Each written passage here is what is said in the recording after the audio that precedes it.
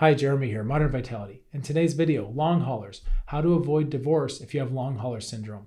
I'm going to be sharing with you kind of a heavy topic. I'm going to approach it with some lightness and some levity, but it's very serious. I've seen this happen a lot of times. People go through an arc where they get an illness and it takes so much out of their life, right? We lose so much. And sometimes we lose those relationships too that are closest to us. So I want to provide some feedback and some communication strategies and some outside perspective so that you can maybe reduce your chances of having that happen, right? We want to keep our relationships strong through this process. All right, let's get started.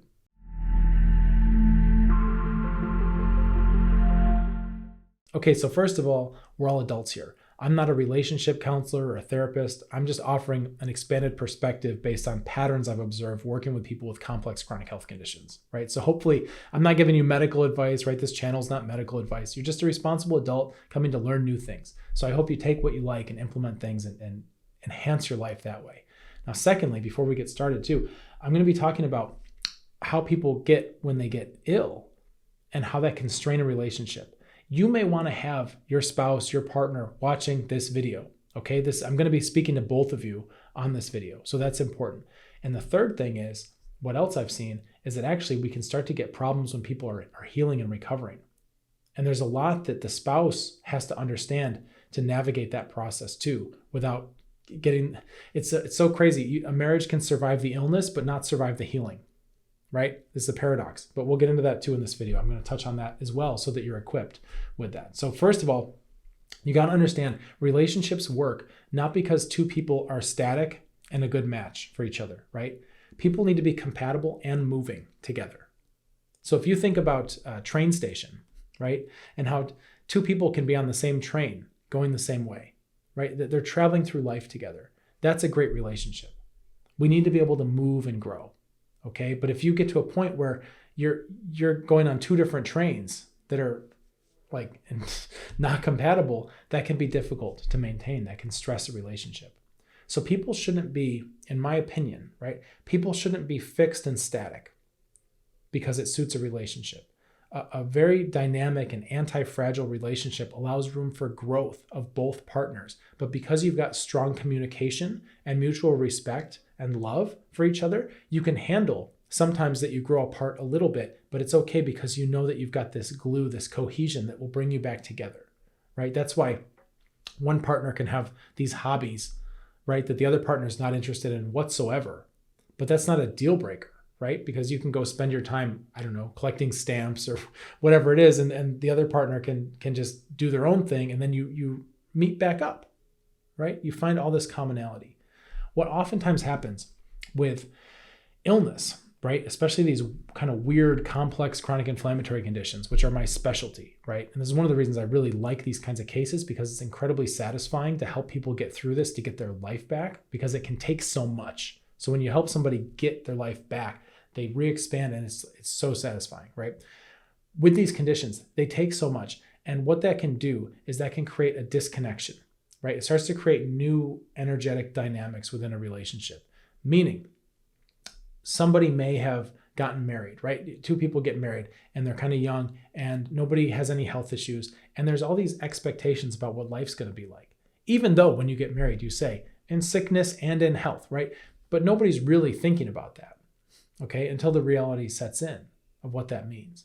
So while you may have a life of adventure planned and your spouse may have this life of adventure planned, and then it turns out that one of you gets a complex chronic inflammatory condition, and that just sucks all the fun basically out of all your plans, right? The person who gets the illness has to deal with the grief and all the other emotions around their shrinking world, right? It's enough in your head. It's a lot to be like, man, I can't go to restaurants. I can't travel. I can't be spontaneous. I can't have fun. I can't dance.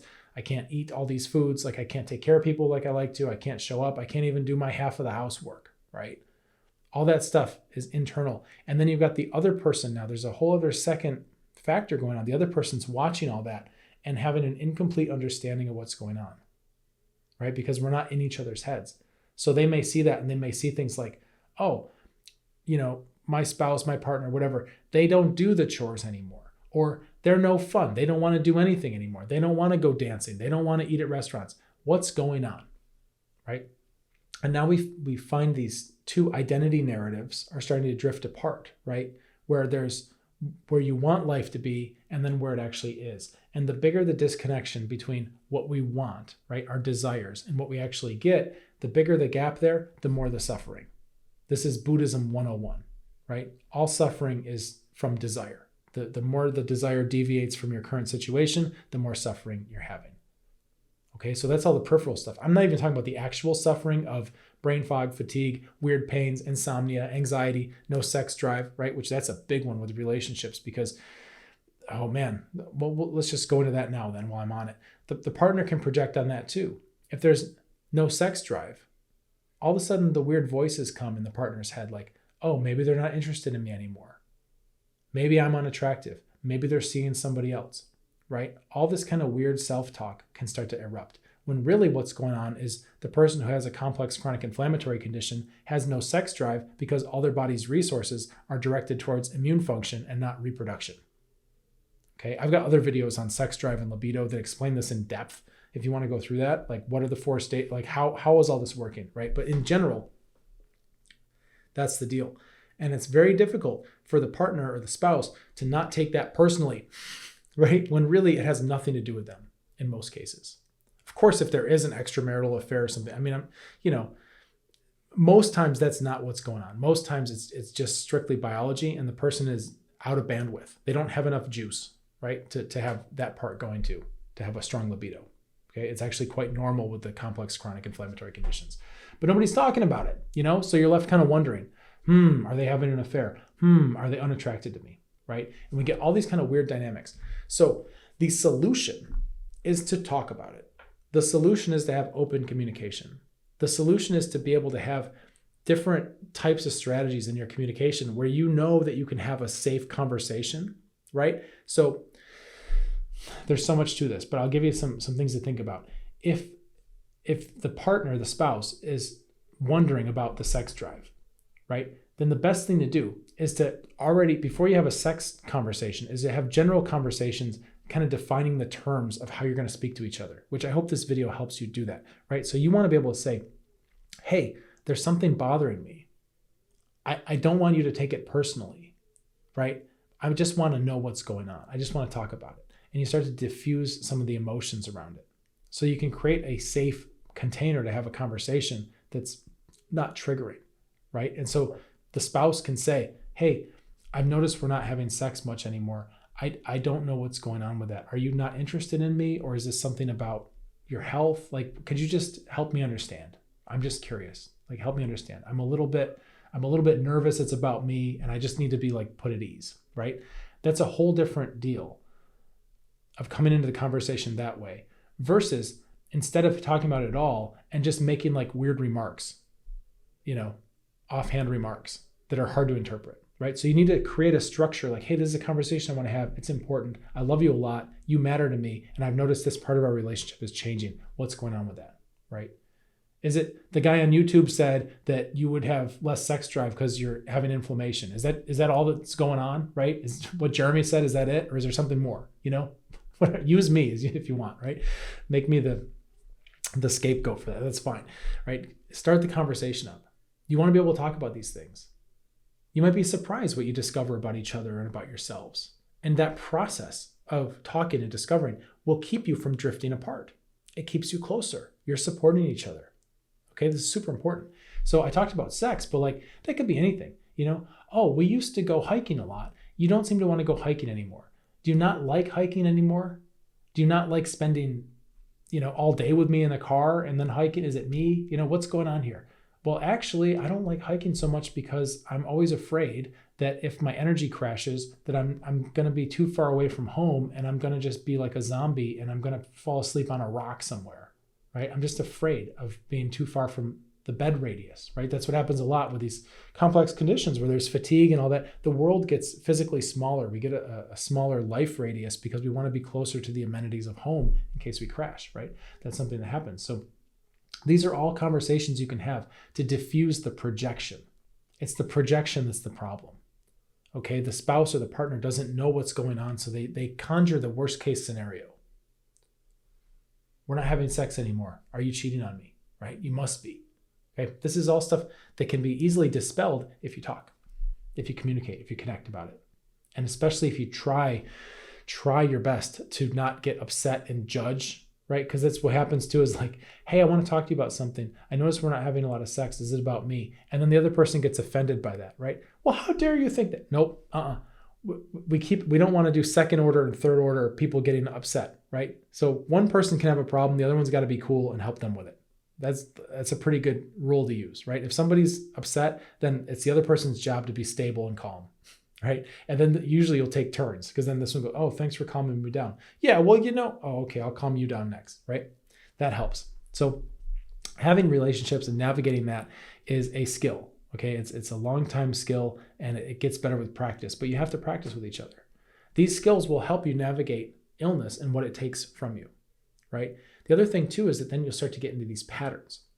If you understand that the spouse with the complex illness doesn't have a lot of energy some days and can't do things, like physically cannot do the housework, do the dishes, cook the food, go to work, exercise, whatever it is, then the other person doesn't come in and project on them or create any kind of story around it, like, hey, you're lazy, or hey, you're bad, or hey, you're weak, right? This is the tough one, because the patterns we get are like, okay, well, you can't do these things, so now I need to come in and be like the knight in shining armor, and I need to do all this stuff. I need to take care of you, okay? Which is, it's fine, and it's healthy, and it's good, and it's human. However, we want to never get stuck there, okay? We want to be aware of this.